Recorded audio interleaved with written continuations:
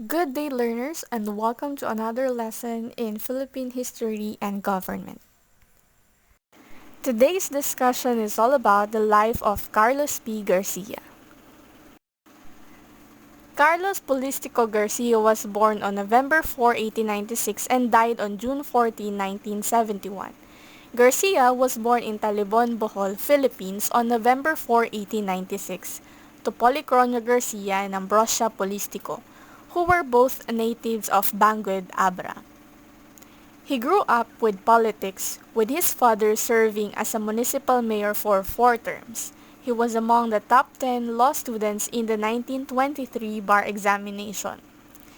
Garcia was also a Filipino teacher, poet, orator, lawyer, public official, political economist, guerrilla, and Commonwealth military leader who was the 8th President of the Philippines.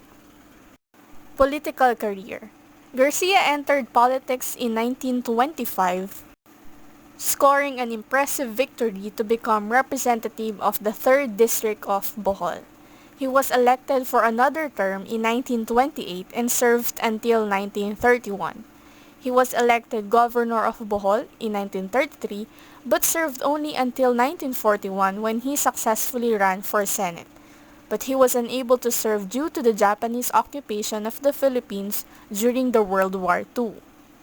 The press consistently voted him as one of the most outstanding senators. Simultaneously, he occupied a position in the Nacionalista Party. During World War II, Carlos P. Garcia was also a guerrilla or a freedom fighter. He refused to cooperate with the Japanese during the war. He did not surrender when he was placed on the wanted list with a price on his head. He instead took part in the guerrilla activities and served as an advisor in the free government organized in Bohol. Vice-Presidency.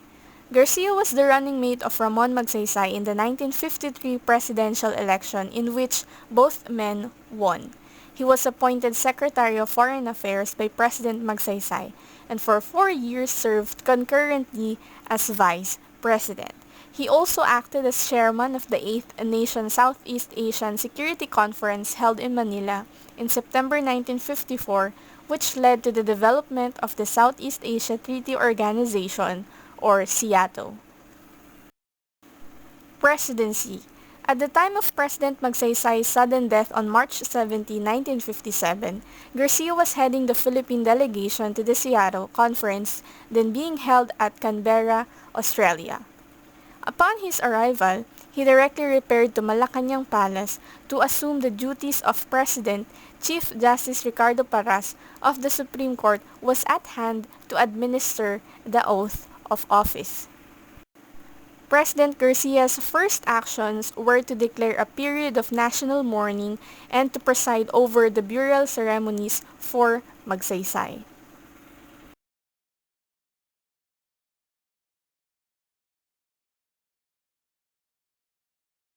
Carlos P. Garcia presidency focused on the following programs: Anti-communism, Filipino First Policy, Austerity Program, Bohlen-Serrano Agreement, creation of the International Rice Institute, and Republic Cultural Awards.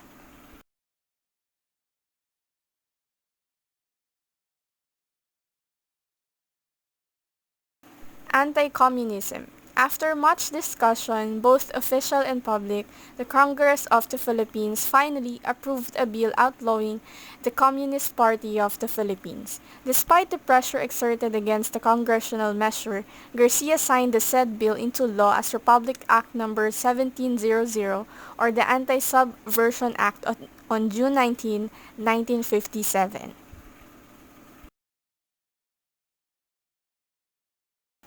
Garcia exercised the Filipino First policy for which he was known. This policy heavily favored Filipino businessmen over foreign investors. He was also responsible for changes in retail trade which greatly affected the Chinese businessmen in the country.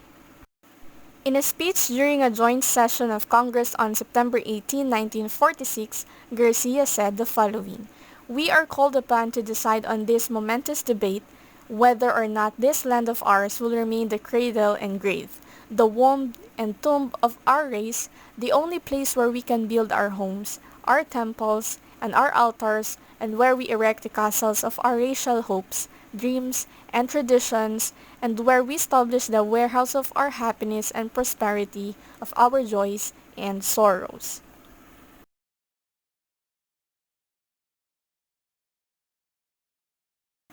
Austerity Program. In the face of the trying conditions in the country, Garcia initiated what has been called the Austerity Program. His administration was characterized by its austerity program and its insistence on a comprehensive nationalist policy. On March 3, 1960, he affirmed the need for complete economic freedom and added that the government no longer would tolerate the dominance of foreign interests, especially American, in the national economy. He promised to shake off the yoke of alien domination in business, trade, commerce, and industry. Garcia was also credited with his role in reviving Filipino cultural arts.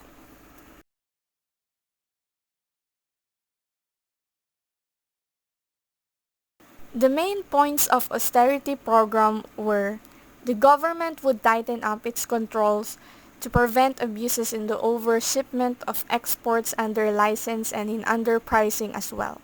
There would be a more rigid enforcement of the existing regulations on barter shipments. Government imports themselves were to be restricted to essential items.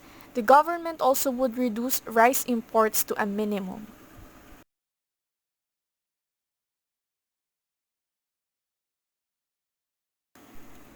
An overhauling of the local transportation system would be attempted so as to reduce the importation of gasoline and spare parts.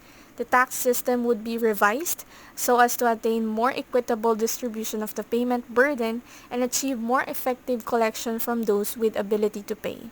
And there would be an intensification of food production. The program was hailed by the people at large and confidence was expressed that the measures proposed would help solve the standing problems of the Republic. And that is the austerity program of Carlos P. Garcia. Bohlen-Serrano Agreement. During his administration, he acted on the Bohlen-Serrano Agreement, which shortened the lease of the American military bases from 99 years to 25 years and made it renewable after every 5 years. And let me tell you that this agreement, the Philippines got a lot of advantages from this agreement. Creation of the International Rice Research Institute. The International Rice Research Institute, or IRRI, is the world's premier research organization dedicated to reduce poverty, hunger, and malnutrition through rice science. It was Garcia who, with the strong advocacy of agriculture and natural resources, Secretary Juan de G. Rodriguez invited the Ford Foundation and the Rockefeller Foundation to establish a rice research institute in Los Baños, Laguna. This led to the establishment of the International Rice Research Institute in 1960, a year before the end of Garcia's presidential term. Republic Cultural Award. In addition to his laws and programs, the Garcia administration also put emphasis on reviving the Filipino culture. In doing so, the Republic Cultural Award was created. To this day, the award is being given to Filipino artists, scientists, historians, and writers. 1961 presidential election. At the end of his second term, he ran for re-election in the presidential elections in November 1961, but was defeated by his Vice President Diosdado Macapagal, who belonged to the opposing Liberal Party. The President and the Vice President are elected separately in the Philippines. After his failed re-election bid, Garcia retired to Tagbilaran to resume life as a private citizen.